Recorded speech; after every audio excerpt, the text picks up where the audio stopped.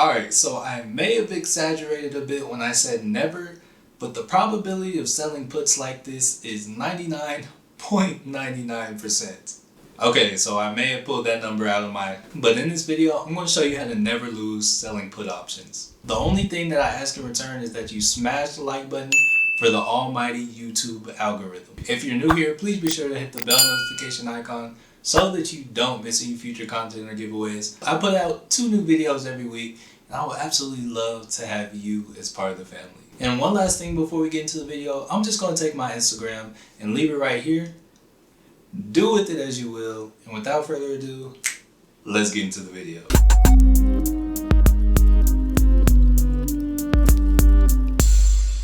Alright, now, I'm sure you're wondering, how can one achieve such a high probability of success when selling puts? Keep watching because that's exactly what I'm going to show you. But first, before we get into how we do that, I want to make sure everyone's on the same page. So I'm going to take a moment and explain what selling puts is.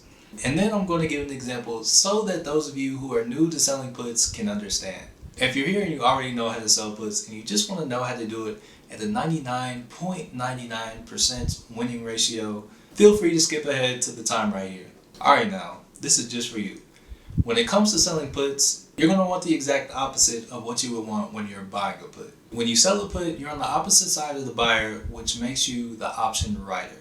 Being the option writer, you are the one that funds the trade, and because of this, you're going to have money that goes towards collateral. And for those of you who don't know what collateral is the money that goes on hold for the duration of the trade. Because you are the option writer or the seller of the put, you want the price of the stock to go up, which in turn will cause the value of the put to go down. As a seller, it's good for the value of the contract to go down, because whenever the contract expires or whenever you try to get out of it, if you decide to get out of it early, you can buy the contract for less. And yes, in order to close this trade without it expiring, you need to buy it back.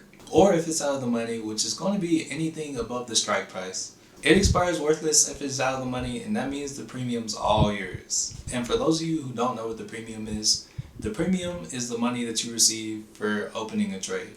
And just to answer a question that I often get about where does the premium go whenever you open a contract, this is actually a question I get all the time. When you open the contract, the premium goes towards the collateral. So for instance, when you open the trade, the premium goes towards the collateral.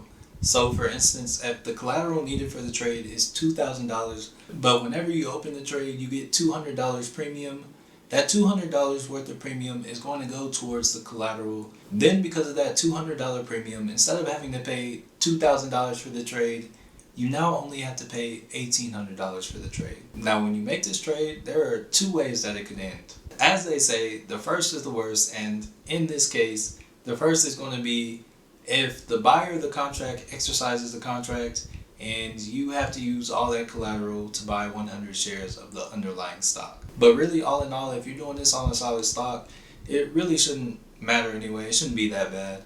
It's just not the best option. But after that, you can either keep the shares, sell the shares, or sell calls on the shares. It's up to you. And like we used to always say in elementary school, the second is the best. And in this case, the second is the best. The second way that this trade could end is it expires worthless. And if it happens to expire worthless, all the premium becomes your profit and all the collateral is released, and it is now free money for you to do whatever you want with. Now let's hop in Webull and take a look at what it would look like to sell a put. Alright, so here we are in Webull, and the stock that we're going to use for an example is going to be Walmart.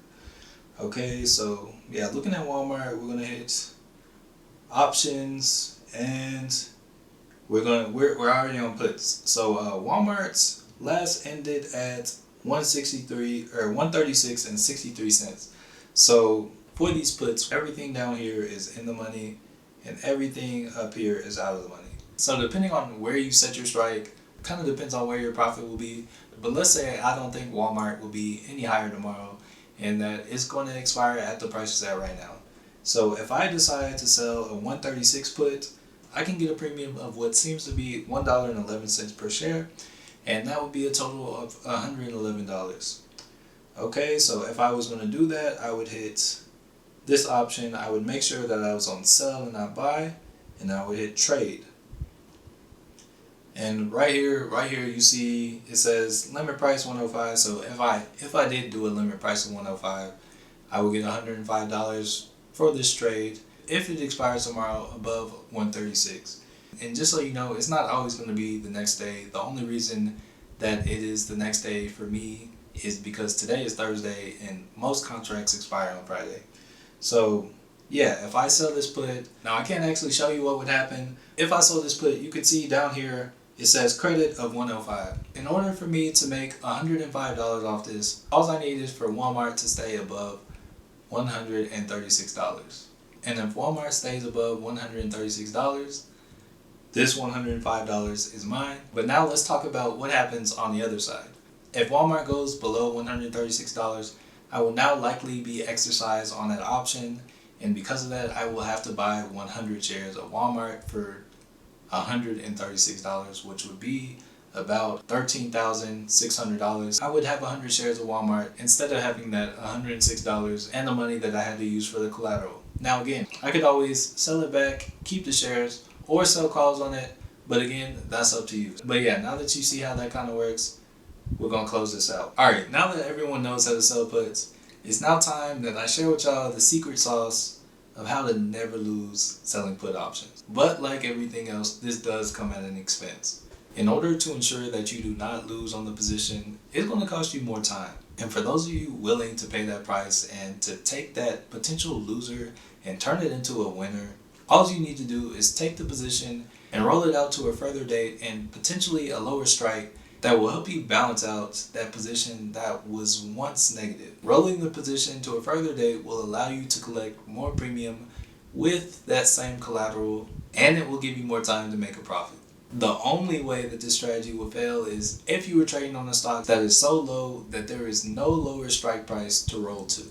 And even then, as long as the stock doesn't delist, you should still be able to roll out for time. But now that I've explained it to you, let's take a look at an example. Alright, so here we are in Webull again, looking at that same contract. If you missed out earlier, let me catch you up real quick. We just looked at selling puts on a 136 strike that expires tomorrow on Walmart with a profit potential of $105. So one thing that I didn't discuss earlier is the break even. The break even is going to be the price that the stock has to go down to for you to not have made money or to not have lost money. And the break even for this, if you sell it at 105, would be, the break even should be 134.95.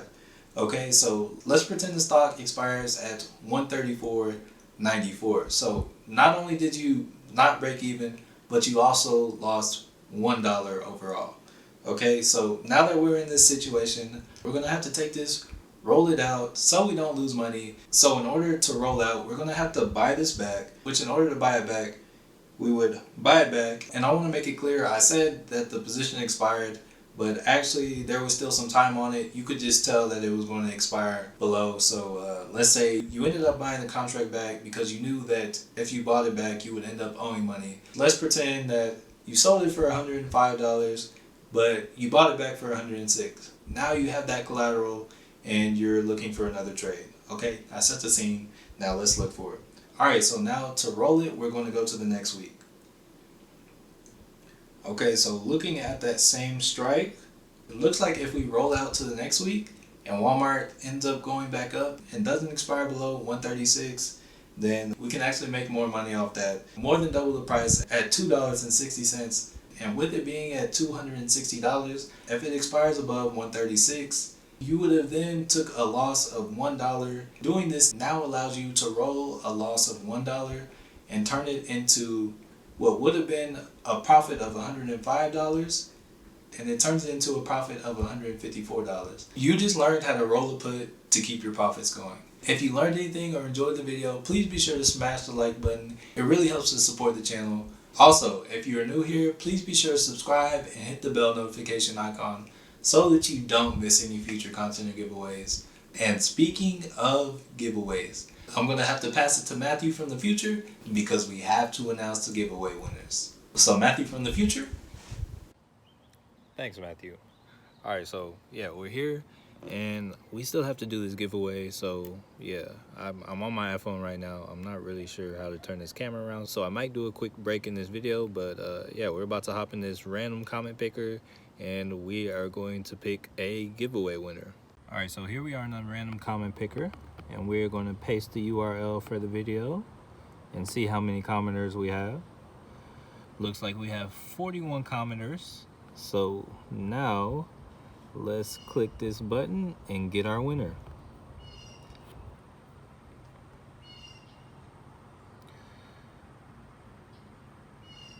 Bro, move to Tasty Works. Robinhood is horrible for selling premium and spreads. Okay, so I see it, but I don't see an Instagram @ name. So, hey, we're gonna try again. Number 2. All right, so winner, I see me. Love your videos, even from the 52-week challenge a while back. All right, so I see me. Hey, check your Instagram DMs. You just won a $100 Amazon gift card. Congrats, and stay tuned for the next giveaway, guys. Actually, I just went to check the Instagram to see if they were following me. Looks like we're gonna have to pick another winner, and we'll see if we can get one that's actually following me this time. So yeah, we're gonna pick another winner.